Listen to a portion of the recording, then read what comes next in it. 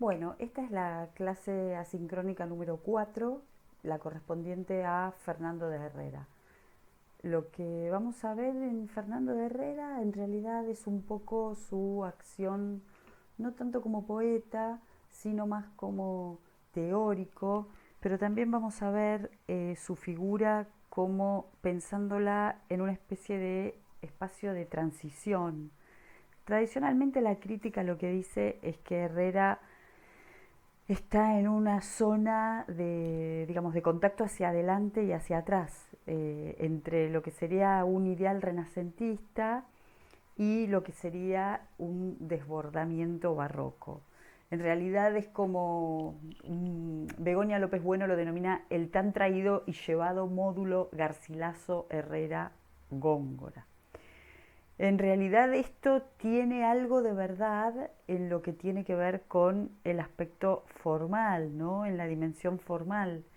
Eh, el estilo herreriano en realidad está pensándose por un montón de razones que vamos a tratar de dejar en claro a lo largo de esta clase. Digo que el estilo herreriano enfatiza en el armado retórico, complejiza la construcción sintáctica y, digamos, refuerza el empleo de, por ejemplo, los cultismos léxicos. Sin embargo, en lo que tiene que ver con lo que podríamos definir como un significado profundo de la poesía, Herrera queda mucho más vinculado al mundo garcilasiano que a lo que va a ser la posterior visión poética del barroco, que deja, digamos, esta idea de la posibilidad de redimirse a partir del amor, de la belleza, de la perfección. En realidad es un poco, para que entendamos esto, es un poco ese último verso del soneto de Góngora de Mientras por competir con tu cabello, ese nada, ¿sí? Ese polvo, humo, sombra, tierra, nada, ese sería el significado barroco de la poesía. Herrera, en realidad, en su propia poesía, elige otra cosa. Herrera, en su propia poesía, elige una suerte de movimiento ascensional que tiene que ver con la acción del amor.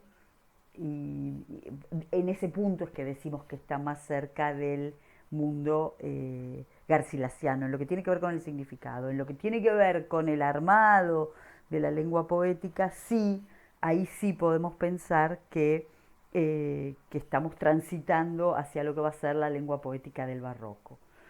De todas maneras, y esto también lo dice Begoña López Bueno, no lo digo yo, esta visión relativizada de Herrera como un puente, como un momento de transición, como un poeta entre poetas, tampoco es que valora la aportación de Herrera en los términos adecuados. Tenemos un problema, no es un problema metodológico, es un problema que tiene que ver con el lugar que va a ocupar Herrera dentro de lo que es la materia de este seminario. Y Herrera, la verdad, que estaría ocupando un lugar un poco marginal. Es un poeta que decidimos incluir, sobre todo por lo que tiene que ver con su teoría poética, su teoría de los géneros literarios, de las especies poéticas, pero en realidad, digo, en la materia horaciana, Herrera queda bastante alejado de lo que son los otros poetas que estuvimos viendo y que vamos a ver. De todas maneras, me parece que en un seminario que trabaje sobre la poesía de estos dos siglos es imprescindible, aunque sea, tener un mínimo contacto con lo que es Herrera como poeta y lo que es Herrera como teórico.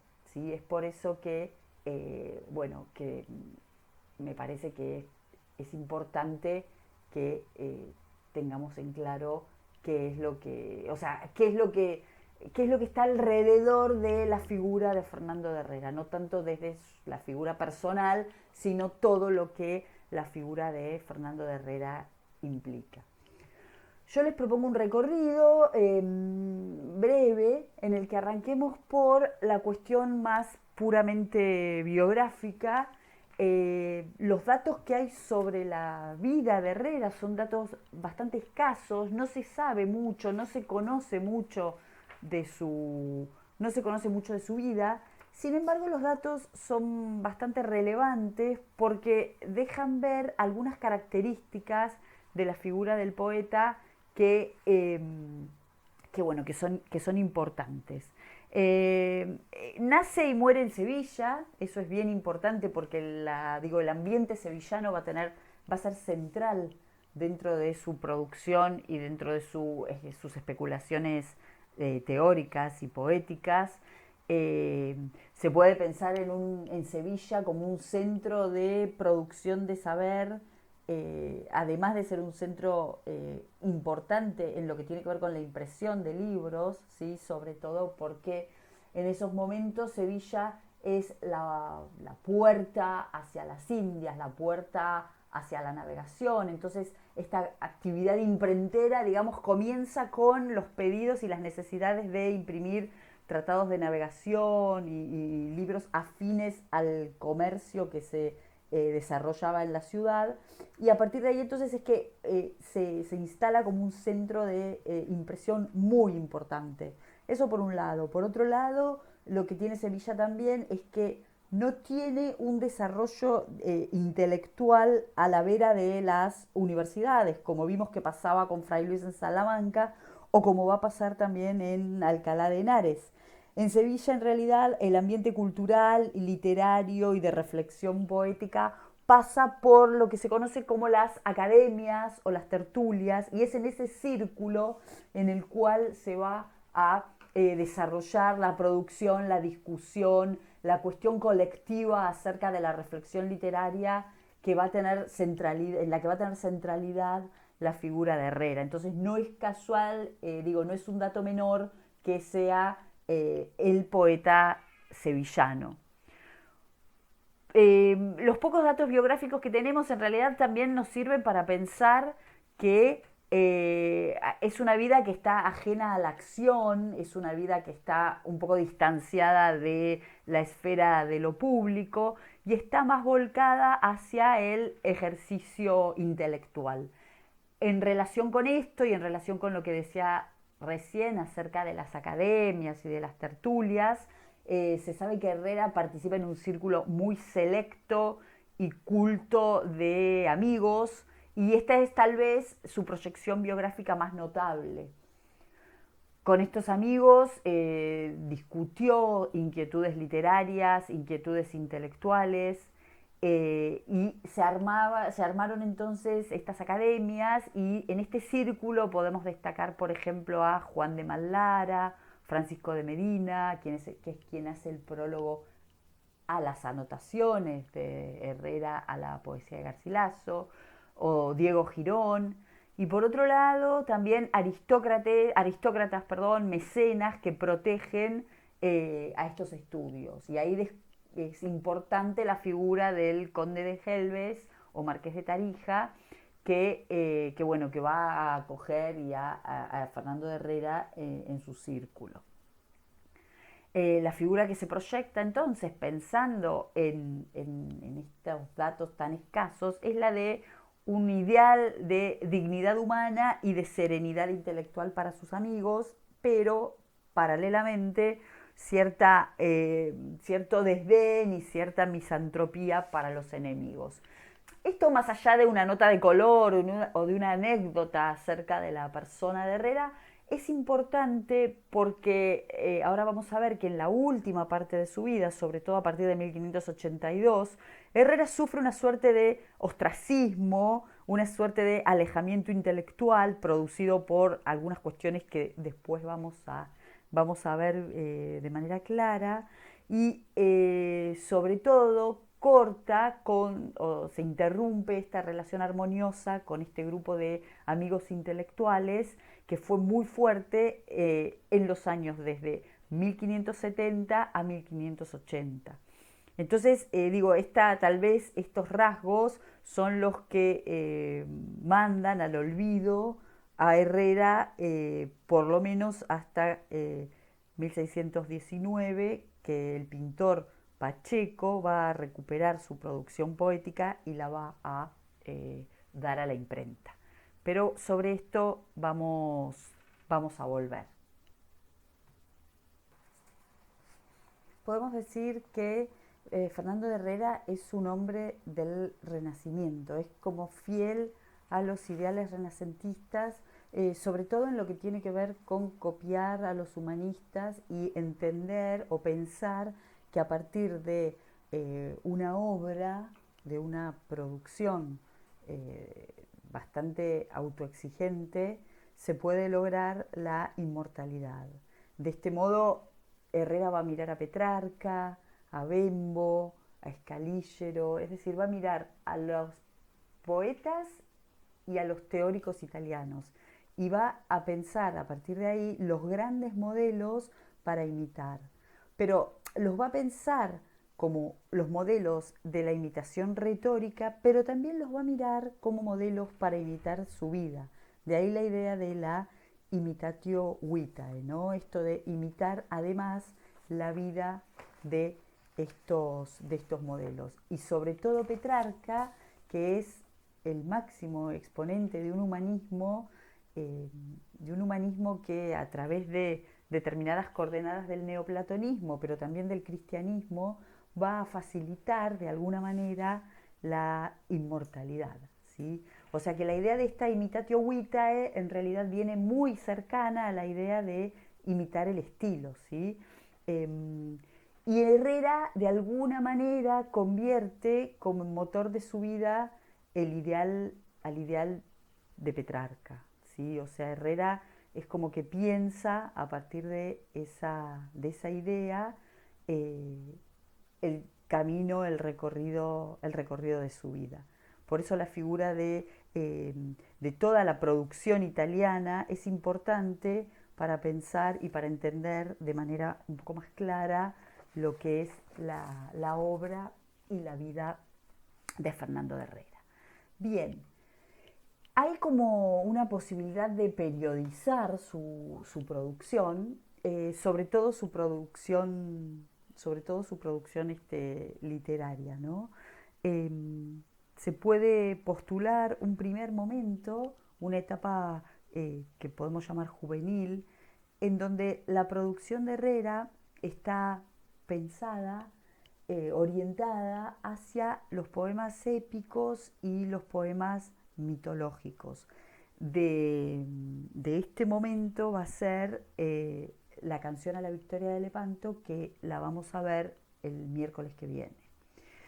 Un segundo momento, que es como coincidiría con el momento de la madurez, que ocuparía la década que está entre 1571 y 1572, perdón, de 1571 o 1572 a 1582, que como dice ahí, representa la plenitud de su lírica amorosa, y un último momento que está dedicado en especial a los estudios históricos y a la presentación y la corrección de las obras completas.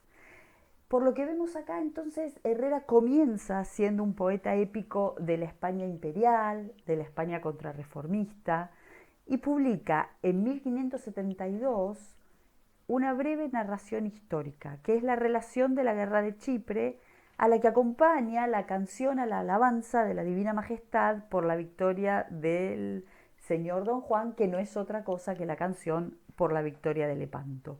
Como vamos a ver el miércoles, vamos a ver que en esta canción tenemos un tono bíblico que se va imponiendo y va como impregnándola.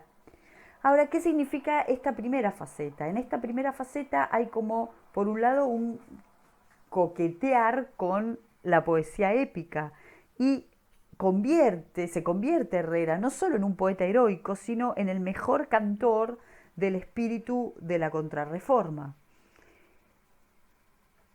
Se dice que que esta vocación de poeta épico en realidad estaba como desarrollada en otras obras de juventud que se han perdido, como la Gigantomaquia o el Amadís. Entonces, estas canciones patrióticas estarían de alguna manera compensando o mostrando esa vocación de Herrera como poeta épico, pero ahora desplazada hacia lo que es cantar al imperio, ¿no? Cantar a la España imperial, cantar a la España de la Contrarreforma, cantar a la España católica. Sin embargo, en su segunda etapa de producción, abandona la poesía épica y se transforma en un poeta lírico. En un poeta lírico en donde la voz poética se va a poner al servicio de la expresión del sentimiento y acá va a seguir claramente, esto que decíamos recién, va a seguir claramente la senda de Petrarca y toda su poesía va a ser un reconocimiento implícito del modelo petrarquista.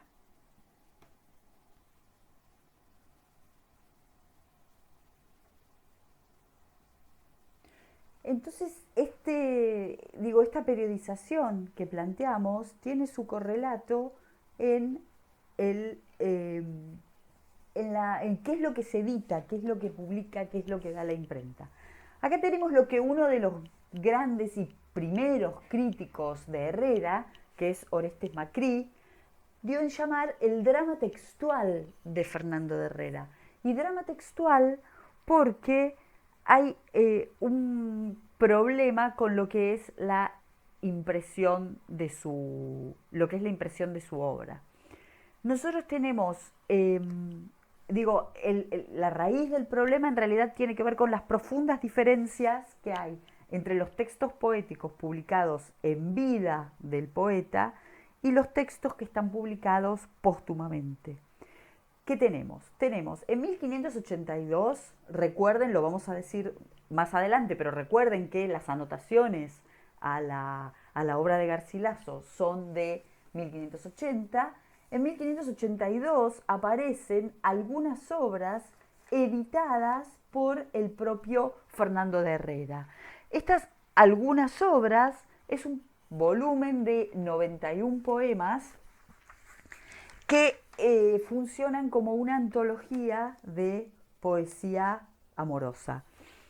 Esta está estructurada de alguna manera pensando en el diseño de cancionero petrarquista, pero tiene algunos lugares en donde se va a en donde no se lo va a poder asimilar a lo que es el modelo canónico del cancionero. O sea, ejemplo, no tiene las rimas in morte que tiene el cancionero de Petrarca, no existe ningún tipo de proyección religiosa como final del cancionero, y si nosotros vemos el soneto prologal, en él no vamos a ver, el soneto prologal que funciona, acuérdense que los sonetos prologales funcionan como marco, modelo, definición de lo que va a ser el cancionero.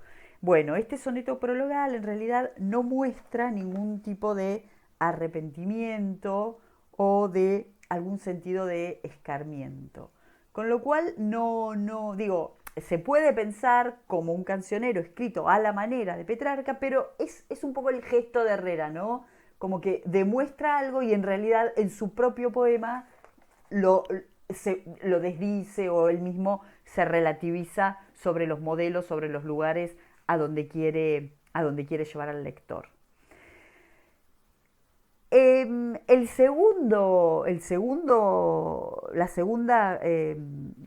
La segunda impresión de las obras de Herrera son los versos de Fernando de Herrera que se publican en 1619. Recordemos que Herrera ha muerto en 1597, con lo cual esta es una edición póstuma, y está a cargo del pintor Francisco Pacheco. Esta es una edición con bastantes más obras y que en realidad no se sabe, la verdad, no se sabe si es una edición que Herrera había preparado para la imprenta y que supuestamente desaparece, o sea que Pacheco pudo trabajar sobre esa edición, si Pacheco preparó la suya trabajando con materiales de otros lados. Es una cuestión bastante confusa. Y por último, hay un montón de textos poéticos conservados en manuscritos, de los cuales el más importante es un corpus fechado en 1578 y publicado por José Manuel Blecua en 1948. Como sea, lo que nos está mostrando esto es que Fernando de Herrera, además de las características biográficas que estuvimos viendo, lo que también podemos pensar es que es un poeta que ha pasado su vida corrigiendo y recorrigiendo y escribiendo y reescribiendo sus poemas, porque esto se puede ver por la manera en que van variando textos poéticos que parecerían ser los mismos, pero en realidad no lo son. ¿Sí? O sea, no son lo mismo, pero justamente por esta especie de labor de reescritura constante, ¿sí? De reescritura constante que va ejerciendo Herrera con sus poemas. La imagen que ustedes tienen acá es la portada de estos algunos versos publicados en 1582 y dedicados al marqués de Tarifa, que es uno de los mecenas que ya mencionamos de Fernando de Herrera, que acoge a Fernando de Herrera. Bien. Además de esta poesía, también, como ya les dije, Herrera publicó en vida La relación de la guerra de Chipre en 1572, las anotaciones a Garcilaso en 1580 y el Tomás Moro en 1592. Y por otro lado, aunque permaneció inédita hasta 1870, también escribe, que vamos a detenernos en ella más adelante, su respuesta a las observaciones del prete Jacopín. Sobre esto vamos a hablar más adelante. Bien, vamos ahora a ver qué es lo que nos ofrece Fernando de Herrera como teórico, que en realidad eso sería lo que más nos debería interesar a los efectos del trabajo que estamos llevando adelante en este curso. Como ya sabemos y lo hemos repetido y lo dice la bibliografía que ustedes estuvieron manejando, toda la bibliografía entonces se preocupa o acuerda en afirmar que las anotaciones se van a presentar como el lugar en donde vamos a poder ver la teoría poética de Herrera y que las anotaciones además son el lugar o son como un esbozo de lo que podría haber sido esa poética que Herrera no llegó a escribir, digamos. Es por eso que, digo, toda esta honda reflexión acerca de la tarea poética sirven los versos de Garcilaso como estímulo para elaborarla. Garcilaso va a ser para Herrera siempre el punto de partida, no solo en el sentido de explayarse en disertaciones teóricas acerca de él, sino también como el punto de partida que le va a permitir intensificar la búsqueda de los recursos poéticos que le van a permitir conseguir un lenguaje sublime que supere al lenguaje de Garcilaso. Yo no sé si se puede ver de manera clara, sí, ahí lo acercamos, se puede ver que el escudo sí, el escudo que ocupa la portada de las anotaciones, fíjense que tiene en el centro un yelmo, con lo cual lo que podemos pensar es que hay una solidaridad necesaria entre la historia, ¿sí? La res gestae, y la palabra, ¿sí? Entre la poesía y la historia. Y fíjense que alrededor de este escudo aparecen unas guirnaldas, no sé si ven acá, unas guirnaldas vegetales concéntricas, ¿no? La interna es de hiedra y la exterior es de mirto.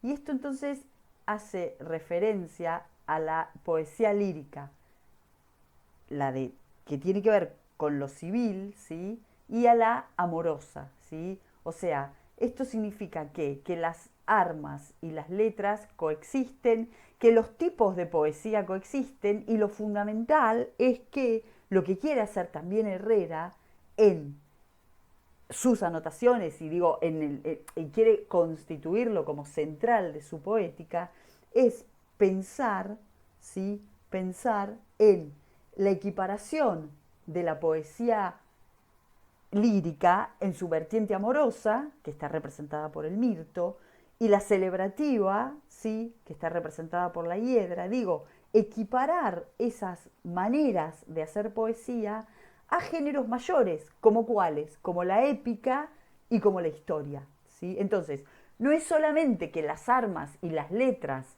están como gozando del mismo tipo de dignidad, del mismo grado de dignidad como nos parece indicar el lema en latín, sino que además lo que está haciendo Herrera es elevando a los tipos de poesía que todavía, como dijimos en la clase introductoria y como comentamos todo el tiempo en que tenemos ocasión para decirlo, la poesía lírica que todavía no tiene un estatuto teórico que la legitime, digo, lo que está tratando de hacer Herrera es legitimar esa poesía, ya sea en su vertiente amorosa, que después va a ser sus propios versos, ya sea en su vertiente celebrativa, que va a ser la canción a la victoria de Lepanto, digo, equiparar eso a géneros mayores como la épica y como la historia.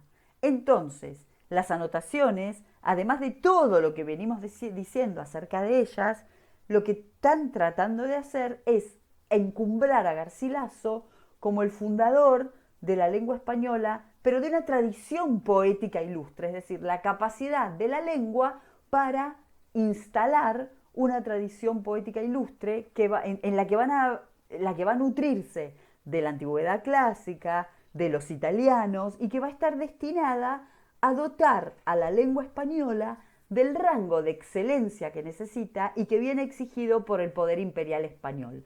¿La paradoja cuál es? La paradoja es que esta empresa en realidad estaría destinada a que el que la lleve adelante sea Herrera, no Garcilaso. Es decir, la poesía de Garcilaso le estaría sirviendo a Herrera como un trampolín para erigirse él como ese poeta, ¿sí? Como ese poeta capaz de llevar al extremo la lengua del imperio, capaz de acompañar al imperio con un modo nuevo de poesía. La poesía amorosa, en donde va a seguir el ejemplo de vida y de imitación y de temática de Petrarca, pero también la poesía celebrativa, ¿sí? Que es ese primer momento en el cual Herrera, desatiende la épica que se ha perdido, la gatomaquia, el Amadís, perdón, la gatomaquia no, la gigantomaquia o el Amadís, y se vuelca a una poesía de tipo celebrativa, como va a ser la canción a la victoria de Lepanto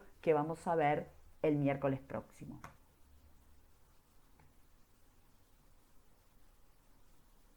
Bien, las anotaciones, además de todo esto que son en general, lo que está haciendo es también, nos están dando una serie de definiciones alrededor de cuestiones básicas para el funcionamiento del sistema poético.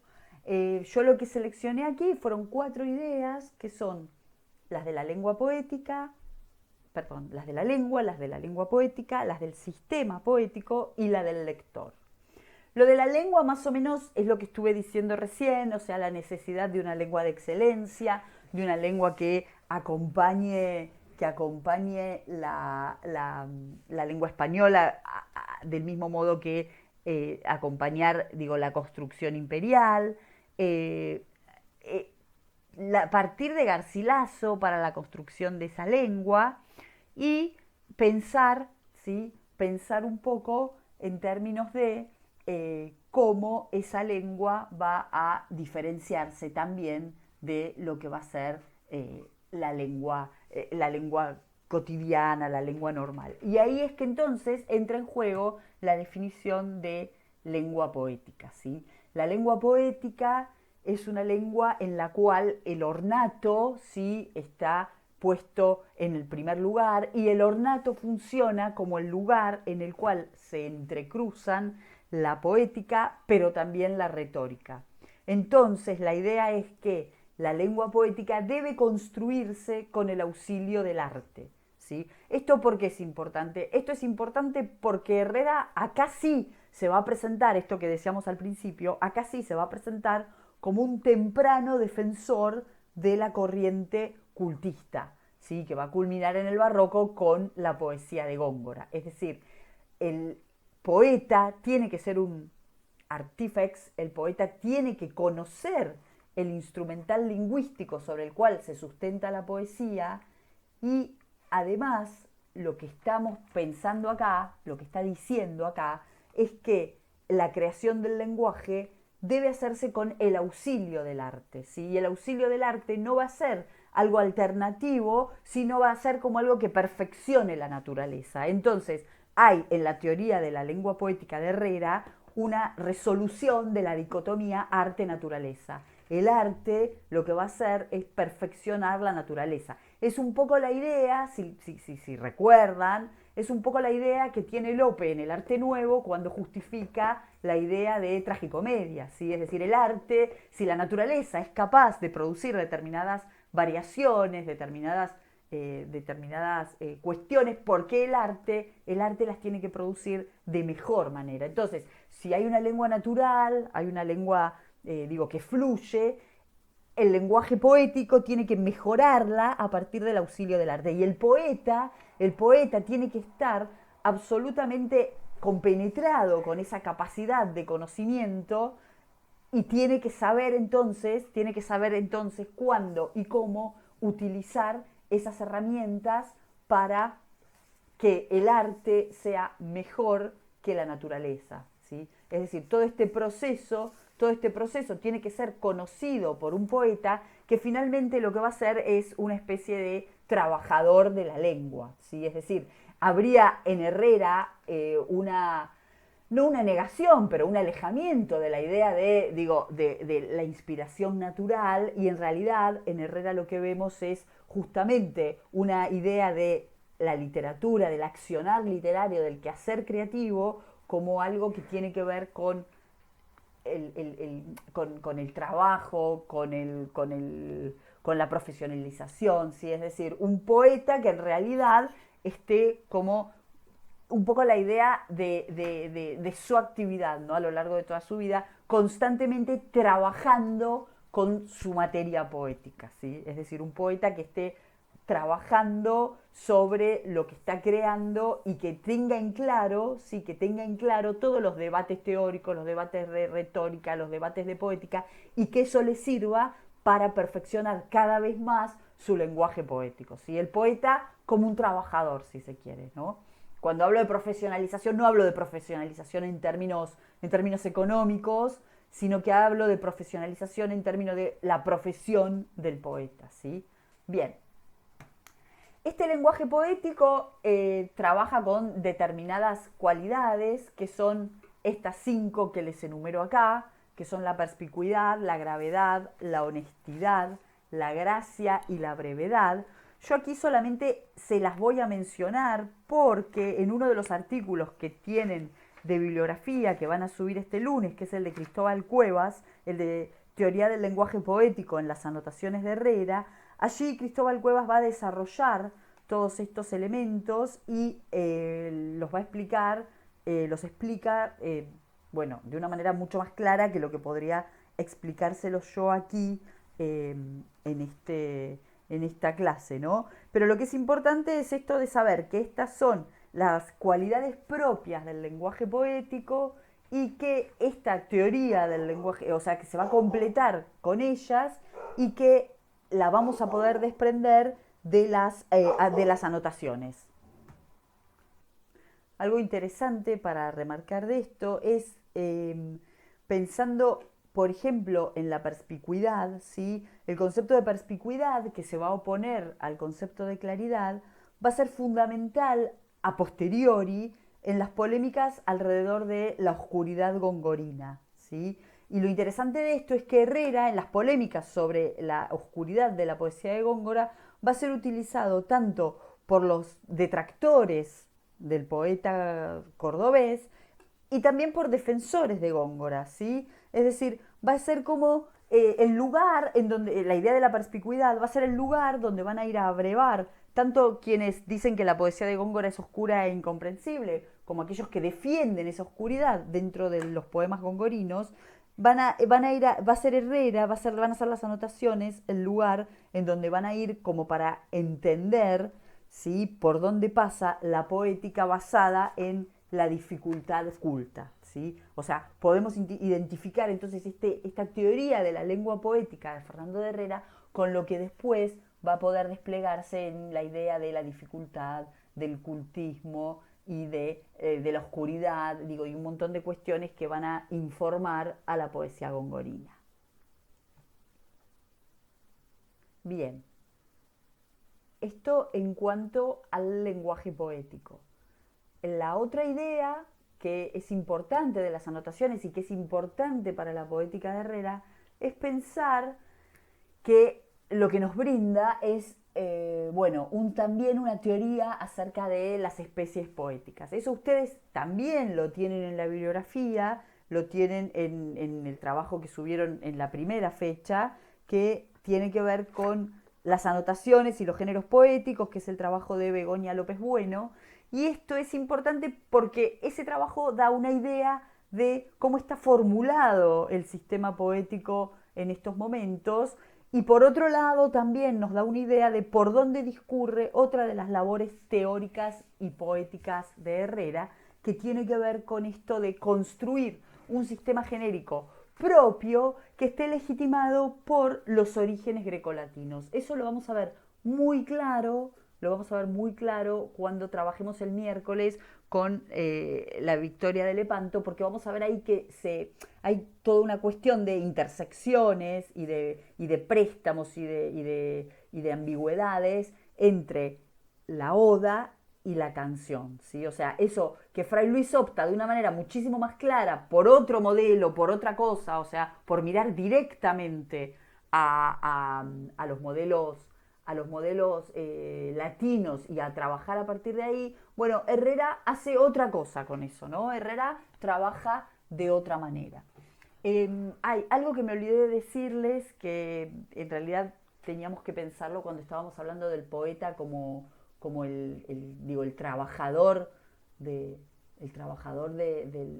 la poesía, es que Herrera también desarrolló, y eso se puede ver en las anotaciones, una importante labor como traductor, ¿sí? O sea, la traducción sería como la otra línea de trabajo sobre el lenguaje, sería como el otro lugar en donde se está buscando encontrar esa lengua poética de excelencia, ¿sí? A partir de su tarea de traductor.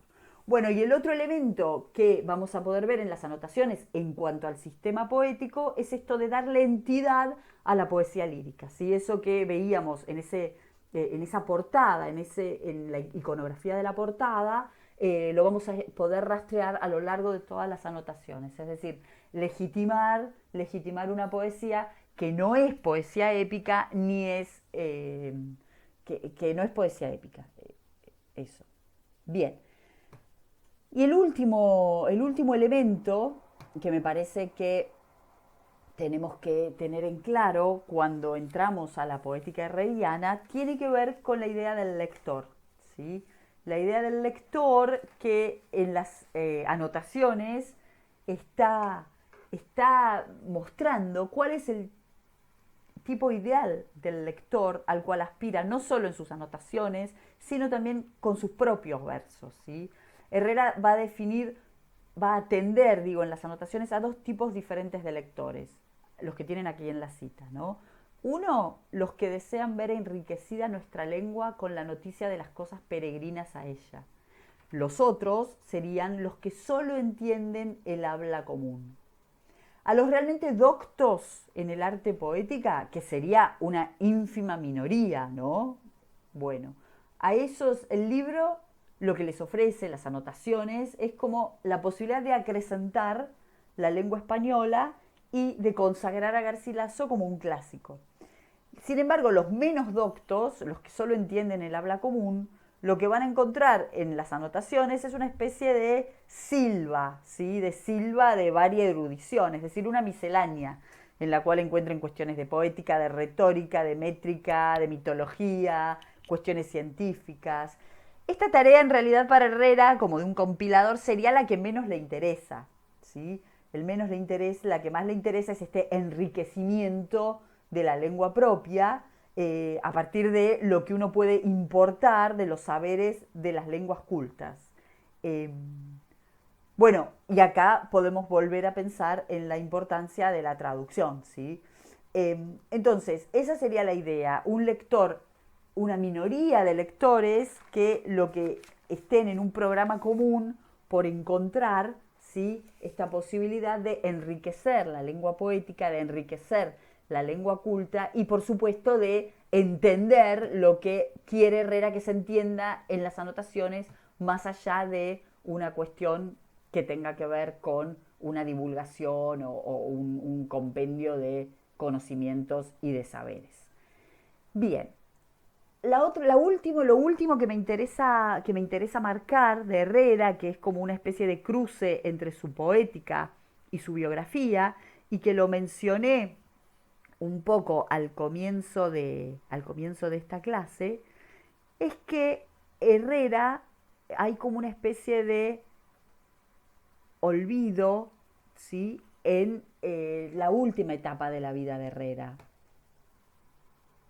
Y esta especie de caída en el olvido, si bien no tiene razones que la estén como razones que las podamos afirmar, ¿sí? La crítica no encontró motivos claros como para pensarla, sí hay como algunas conjeturas. Algo importante es que las anotaciones, estuvimos hablando un poco de este ambiente académico de Sevilla, estos ambientes de colaboración, de estas tertulias, y en realidad la idea es que Herrera lo que hace en las anotaciones también es dar cauce a las opiniones de sus amigos, ¿sí? Y muchas veces, si nosotros las recorremos, vamos a ver que pone como ejemplo composiciones de estos amigos sevillanos o que participaban en la vida cultural de Sevilla como ejemplos de cómo se debe escribir poesía. Entonces, las anotaciones también se convierten en una suerte de florilegio de poetas andaluces. De ahí que, y esta defensa de un ideal poético propio va a ser lo que va a desencadenar una de las tantas poéticas apasionantes de la época, que va a ser la controversia herreriana. La controversia herreriana va a estar protagonizada de un lado por el propio Herrera y del otro lado por Juan Fernández de Velasco, el conde de Haro, también conocido como el prete Jacopín. El prete Jacopín lo que va a hacer es, luego de la publicación de las anotaciones, va a hacer un durísimo ataque a Herrera, en donde lo va a plantear en términos de un antagonismo regional, va a ir contra la elocuencia herreriana, contra su léxico, contra los criterios de verosimilitud, contra el enciclopedismo, o sea, contra todo. Y por añadidura va a enarbolar su castellanismo contra Herrera, ¿sí? Lo va a desplegar en torno a tres puntos fundamentales. Primero, va a decir que Herrera está calumniando a Garcilaso, ¿sí? Porque se va a basar en los juicios herrerianos sobre la lengua y sobre la poética garcilasiana. Va a decir que Herrera está agraviando a varones doctos. Y por último va a decir que Herrera es un ignorante. De todo esto en realidad lo que se deduce es que hay discrepancias profundas sobre el concepto de lengua poética y sobre el prototipo de poeta. Nosotros, no nos vamos a detener demasiado en esto, pero sería interesante que lo pensáramos en términos de los poetas que vamos a trabajar aquí, sobre todo que lo pensáramos en términos de qué pasa con Fray Luis y qué pasa con Lope, ¿sí? En cuanto a esto de cómo pensamos la lengua poética, cómo pensamos el concepto de poeta. Yendo al problema más biográfico, Herrera fue contestando a cada una de las observaciones que supuestamente Herrera lo que hacía era ponerlo en boca de un tercero, pero en realidad la respuesta fue de Herrera. Entonces, esto ya es un hecho, ya esto es una cuestión en la que la crítica se basa para pensar esta especie de alejamiento de Herrera. Primero, que es raro que el propio Herrera haya tenido que hacer su defensa, porque justamente siempre estas polémicas funcionaban a partir de los círculos, con lo cual que Herrera haya tenido que él mismo defenderse da cuenta de una posible soledad del poeta en esta época, y no solo de una posible soledad, sino de un abandono de sus amigos y de sus colaboradores en este momento. Y a lo mejor, sí, un abandono justamente porque a donde va estas observaciones, a las anotaciones, es justamente a ir contra estos, lo que hace el prete Jacobín es como ir directamente diciendo cómo esta gente salió a defender, salió, cómo aparecen las anotaciones en un... O sea, lo que trata de hacer es aislarlo a Herrera de este círculo de poetas y de académicos que estaban alrededor de él. Entonces, digo, hay como una incondicional adhesión en la década del 70 y del 80, como yo decía al principio, pero cuando en 1617 el pintor Pacheco va a editar póstumamente a Herrera, va a dar cuenta del olvido en el que Herrera ha caído. Y entonces, esta posibilidad del olvido es pensar que los humanistas sevillanos lo abandonan, ¿sí? Una vez que aparecen estas observaciones del prete Jacopín y lo dejan solo. Y para Begoña López Bueno, esta tal vez sea también la explicación a que Herrera finalmente no escribe su poética como la viene prometiendo y como supuestamente la venía trabajando hasta la publicación de las anotaciones. El Herrera entonces no es acá que lo vamos a ver, no es acá que lo vamos a tratar, pero fue sobre todo, digo, para ir terminando, fue sobre todo un poeta amoroso. Fue seguramente el mayor y el último de los petrarquistas españoles. Herrera se va a ir refugiando, ¿sí? Frente a un ideal más estoico que se está imponiendo, se va a refugiar en un mundo de petrarquismo. Y entonces en ese aspecto sí lo podemos pensar, como decíamos al principio, como la coronación de una línea que inicia, en cuanto a significado, ¿no? Que inician los poetas italianistas de la primera mitad del 16, que sería como la redención a partir del amor, ¿no? Entonces eso se podría pensar así. Y por último, les voy a leer un párrafo de un artículo de Begoña López Bueno que se llama, que está incluido en un libro que se llama La poética cultista de Herrera a Góngora. No me di cuenta de ponerlo aquí, pero después si quieren se los paso transcripto. Y dice, eh, queda una curiosa paradoja que envuelve la figura de Herrera. Admirado por unos amigos que parecen finalmente apartarse de él por haber llegado quizás demasiado lejos en una polémica personal en la que ellos en modo alguno querían entrar, venerado por unos seguidores cuya admiración no va pareja a su seguimiento, y como estos últimos implantan gustos clasicistas que se oficializan en el siglo XVIII y se mantienen en el XIX, Herrera quedaba demasiado cerca por su sentido del arte poético como artificio, del tan peligroso culteranismo.